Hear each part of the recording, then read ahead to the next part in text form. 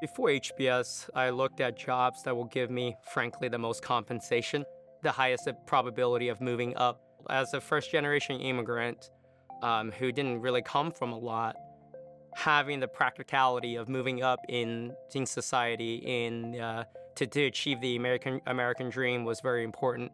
I don't think there's anything wrong with that, but I think because I was so focused on being practical, I didn't allow myself to be happy.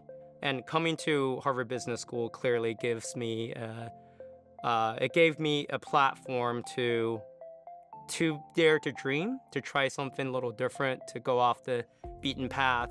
I think there are different degrees of dreaming. I came to business school with a pregnant wife and a 2-year-old child, and now here we are in the journey. We have 2 beautiful girls, 4 and 1. It's not easy, but we learned a lot throughout the process, and trying to balance the schoolwork and finding the right job for the family, not just for myself, and that was really important for me to learn too. Halfway through my summer internship, I realized this is not a good fit. I was away from home 4 days a week.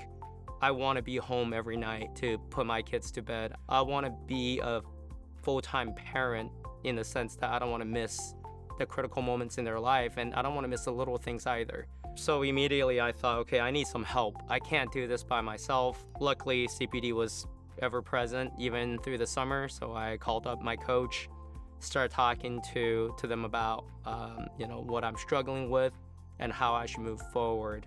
Some sort of reassurance that I'm not making the wrong choice by choosing not to go back. And I think speaking to my career coach early and frequent, even during the summer internship, was really helpful. I am taking a role in strategic finance at a company. I'm excited to try something new, to be hands-on as an operator of a business as opposed to an advisor.